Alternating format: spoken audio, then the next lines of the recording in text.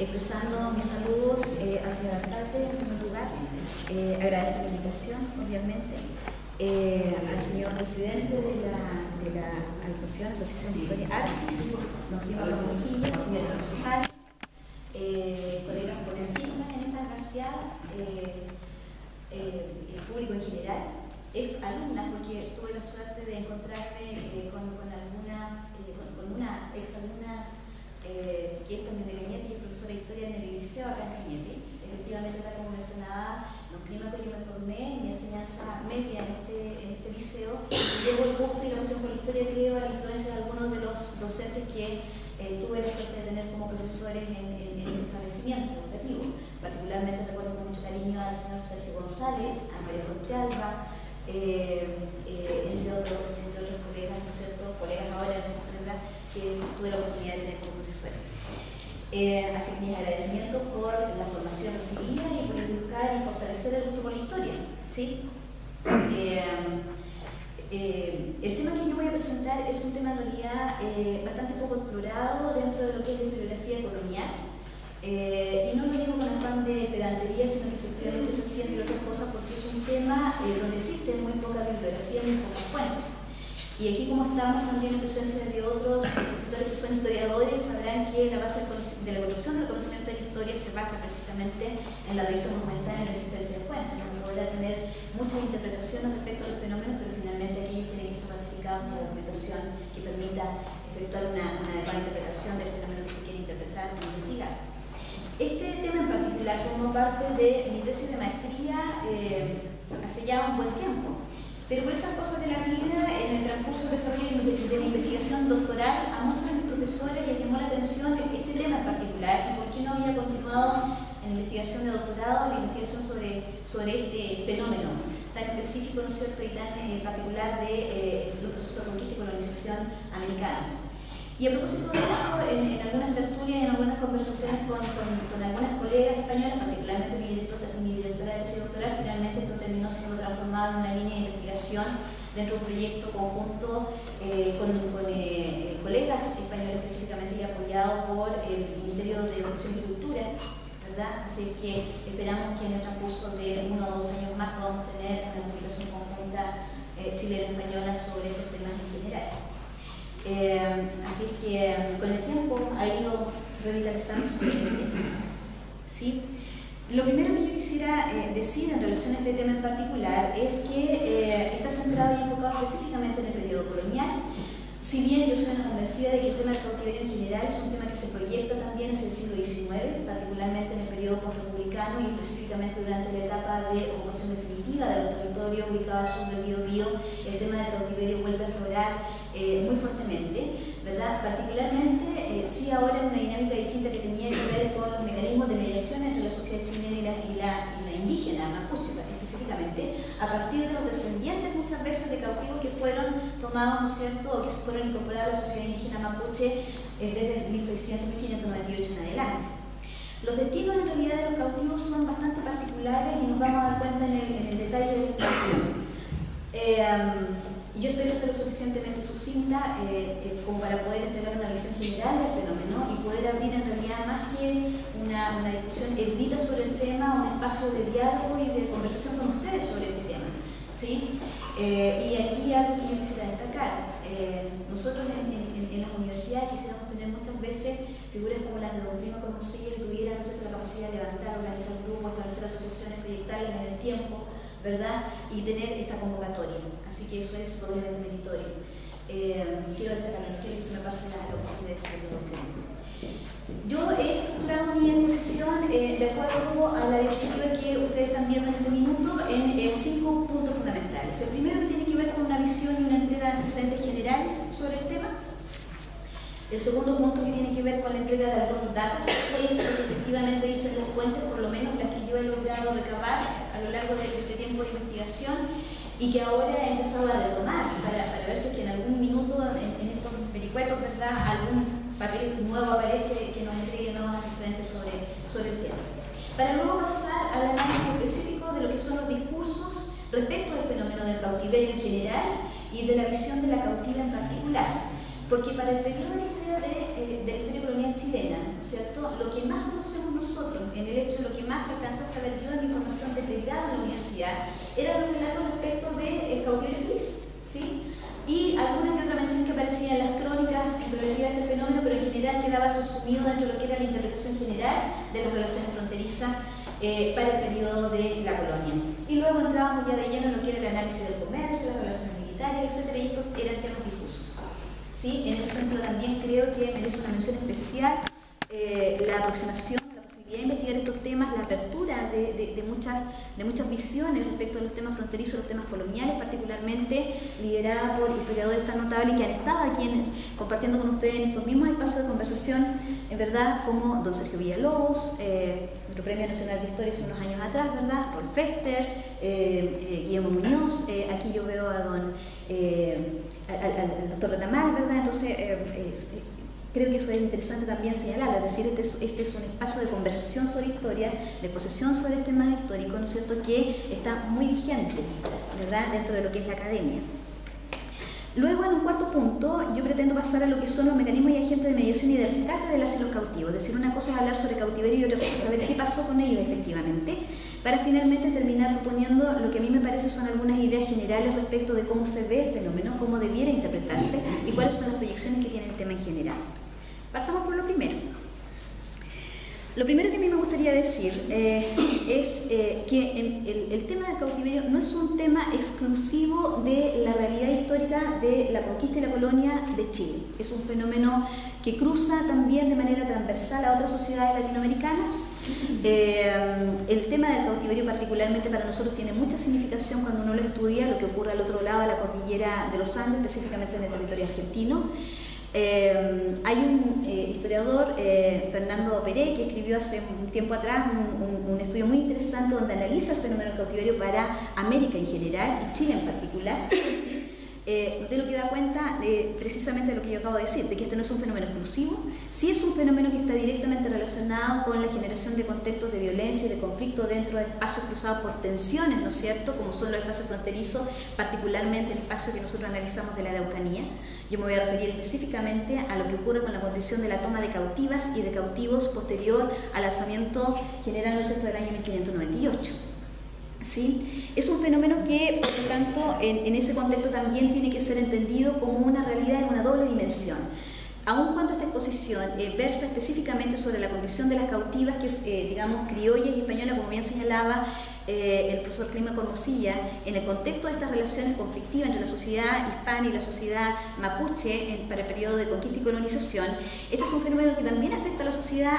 indígena, es decir, la toma de piezas, como se denominaba en la documentación de la época, afecta tanto a la población blanca como a la población indígena. La diferencia está en el uso de la nomenclatura porque desde la perspectiva de cronistas, informes militares, qué sé yo, la captura de mujeres blancas y de mujeres criollas, ¿no es cierto?, en estos contextos de conflicto y de tensión era vista como cautiverio. La captura de mujeres indígenas, hombres, niños también, eran vistos como piezas en el discurso colonial, ¿no es cierto?, hacia el otro lado. El mismo concepto de cautiverio en particular es un concepto que también no es propio solo de la literatura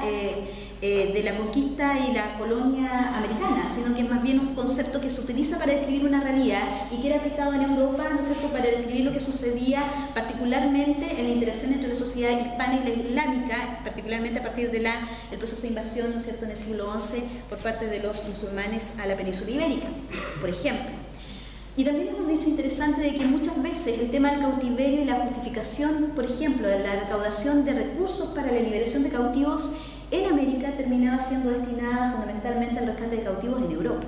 que desde mi particular punto de vista fue uno de los temas que incidió directamente en el bajo impacto que tuvieron algunas acciones lideradas fundamentalmente por órdenes religiosas, como vamos a ver un poco más adelante, en torno a la liberación y el canje de cautivos en el contexto que a nosotros nos convoca. Una segunda cuestión que a mí me gustaría enfatizar tiene que ver con que el fenómeno del cautiverio en particular es un fenómeno que en el fondo lo que viene a hacer es a invertir el orden natural, concebido dentro de la lógica, ¿no es cierto?, del conquistador y para el periodo colonial de lo que debía ser la relación de conquista y colonización, es decir, una relación donde era la población española la que venía a instalarse en estos territorios, ¿no es cierto?, y venía a civilizar para promover el desarrollo, para poder, ¿no es cierto?, ampliar los espacios de evangelización y por lo tanto incorporar nuevos fieles a la religión católica en este caso, e incorporar vasallos fieles a la corona. En realidad el fenómeno del cautiverio lo que hace es invertir esa lógica, que lo que dice en la práctica es que es la población española la que tiene que dominar, educar, civilizar a la población indígena. La cautiva y los descendientes de la cautiva lo que hacen es mostrar una realidad distinta. Es el indígena, en este caso, el que toma el control sobre esta población, la incorpora a su sociedad, la termina asimilando a la sociedad indígena y termina nutriéndose, ¿no es cierto?, incorporando muchos elementos de estas cautivas y estos cautivos que posteriormente van a ser empleados en el diseño de nuevas estrategias de resistencia hacia los españoles mismos, ¿sí? Entonces, de aquí viene una idea también que es súper interesante en relación a este fenómeno. La cautiva, el cautivo en general, es un medio de movilización, de interacción, de sincretismo entre las dos sociedades que están en contacto, ¿sí? Y eso no deja de ser menor si uno considera otro elemento, que es esta la población que nutre finalmente lo que va a ser la definición de la identidad chilena, ¿sí? Una identidad que es mestiza, una identidad que precisamente se perfila y se termina delineando a partir de estos procesos de sincretismo cultural. En el caso, y para ir aterrizando un poco en el tema, en el caso del cautiverio femenino, la cautiva en particular entra en un juego mucho más interesante todavía, que tiene que ver no solamente con la apropiación del otro sujeto, la apropiación de la mujer, ¿no es cierto?, sino que tiene que ver también con una suerte digamos, diseño de estrategia de resistencia que apunta a, de una otra manera, cuestionar o debilitar, podríamos decir, una suerte de guerra psicológica hacia el español. Es decir, la mujer cautiva es el símbolo en un minuto determinado, ¿no es cierto?, de lo que el español no puede defender. Aquellos miembros, ¿no es cierto?, más débiles, más frágiles de la sociedad, niños, mujeres, ¿verdad? Entonces, en ese contexto, las mujeres, la apropiación de las mujeres, la utilización de los cuerpos de las mujeres para poder promover, por ejemplo, el mestizaje, para poder engendrar en ellas, como dirán las crónicas, ¿no es cierto?, hijos, así como los españoles engendraban hijos en las mujeres indígenas que capturaban en sus entradas a la tierra indígena, ¿verdad? Son cuestiones que comienzan de una otra manera a mover y a desnaturalizar, ¿no es cierto?, a desjerarquizar este modelo que era concebido por parte de las poblaciones españolas. Ya lo había mencionado yo, específicamente hablar del cautiverio significa situarse necesariamente en el contexto de relaciones que están atravesadas por el conflicto y por la violencia. Distinto es el fenómeno, por ejemplo, de aquellos renegados que en algún periodo se pasaban voluntariamente, por las razones que hubiese sido, ¿no es cierto?, al mundo indígena, pero en el caso de la cautiva es el resultado de un acto de arrebato, ¿sí? Se produce la captura de la cautiva en circunstancias que son violentas. No hay un acto voluntario de, digamos, incorporación de la mujer dentro de esta sociedad indígena, por lo tanto estas mujeres también se ven sistemáticamente impelidas a desarrollar estrategias de resistencia que les permitan adaptarse al nuevo contexto que ahora les toca vivir en el seno de una sociedad que no es la propia, resistir, sobrevivir, ¿no es cierto? Y esto es precisamente una de las cuestiones que va a generar más conflicto cuando se produce posteriormente el proceso de liberación de las cautivas o cuando se intenta mediar su liberación, porque precisamente allí viene el choque entre lo que había sido el proceso de adaptación y lo que es posteriormente el proceso de reincorporación o de reinserción de estas cautivas dentro de la sociedad a la que originalmente pertenecieron, pero que después de 5, 10, 20 o más años de cautiverio deja de ser la propia, o por lo menos no con las mismas características ni en las mismas dimensiones como se tenía al principio. Y esta es una realidad transversal, ¿no es cierto?, que afecta tanto a mujeres principales como a religiosas, como a mujeres, digamos, de menor alcurnia que también entraron en esta misma visión, en este mismo fenómeno. En el caso del cautiverio, lo que nosotros conocemos tradicionalmente son las historias de buenos y malos cautivos, ¿sí?, de buenos y malos cautiverios. Entonces deambulamos muchas veces en la historia colonial entre la historia del cautiverio feliz, ¿verdad?, de Pineda y Bascuñán, que aun cuando parte con una visión muy negativa respecto a la sociedad indígena, finalmente casi termina justificando los actos de resistencia del mundo indígena, ¿no es cierto?, y no casi, sino que los justifica e interpreta como la causa de todos los males de la sociedad indígena el trato y la forma de relación que establecen los españoles con ellos. hasta otras historias trágicas de cautiverio como la de Fray Luis Falcón, que en realidad su experiencia como cautivo no tuvo nada que ver con la de Pineda de Bascuñán. Mientras uno era agasajado por su amo, el otro era tratado peor, ¿no es cierto?, que un indígena de servicio. Entonces, la construcción de los discursos coloniales sobre el cautiverio ha deambulado un poco entre estas dos dinámicas. O son buenos o son malos cautivos, dependiendo de la capacidad de resistencia que tengan a la adaptación a la cultura indígena, y esto mismo también se va a extrapolar al caso de las cautivas mujeres, de las cautivas en específico. Un intento de definición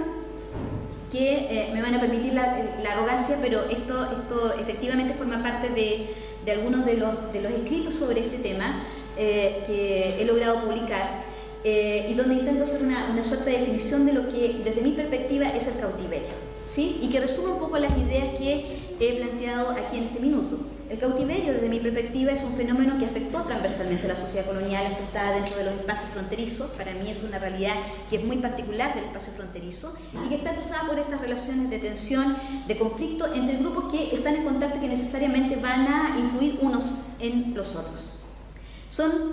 Describe el fenómeno del cautiverio una realidad que afecta a hombres y mujeres de distintos grupos étnicos, edades, estatus social, ¿no es cierto?, que son afectados por esta práctica, que en el fondo lo que viene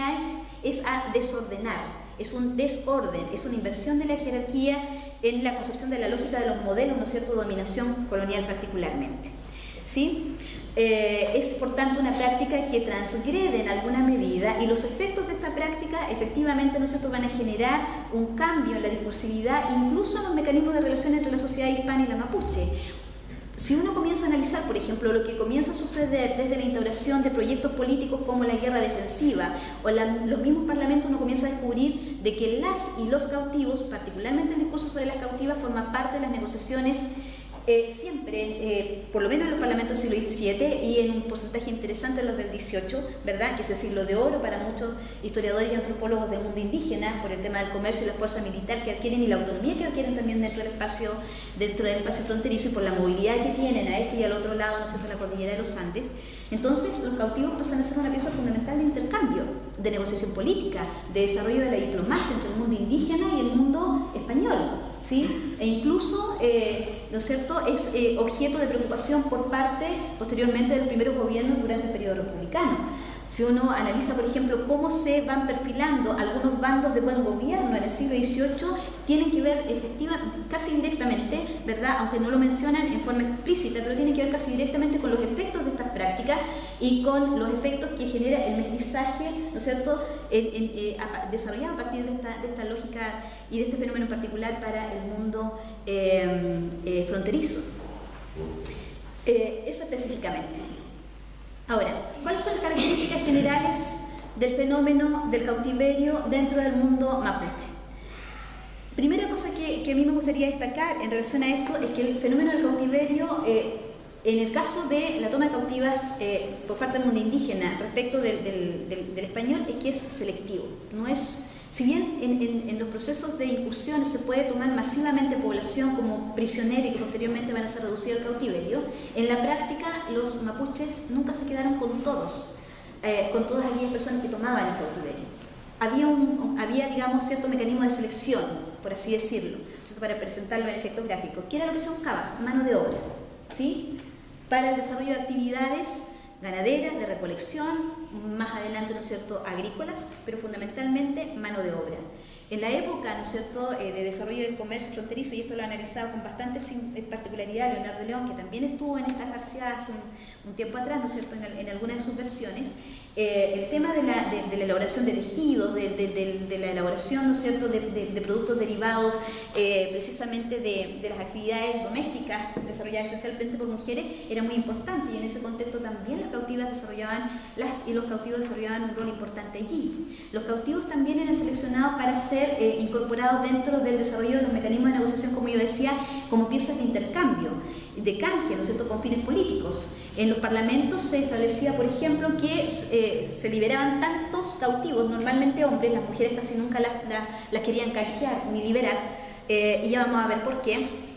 Por tantos, qué sé yo, piezas, hombres principales que habían sido tomados en cautiverio y que formaban parte ahora de las piezas de servicio o los prisioneros que mantenía la población blanca. para el fortalecimiento de alianzas entre comunidades indígenas, los cautivos en general, y esa es una de las cosas que hace más difícil probablemente el seguimiento no solamente de las cautivas, sino que del destino final que tienen, gozan de una gran movilidad. Un cautivo nunca es encontrado en el mismo lugar donde fue tomado un cautiverio. Y las distancias, los patrones de distancia hacia los que se mueven son muy amplios, cuestión que hace o explica por qué era tan poco eficaz la política, ¿no es cierto?, de reubicación de un cautivo. Una cautiva podía ser tomada, qué sé yo, en los alrededores de Concepción,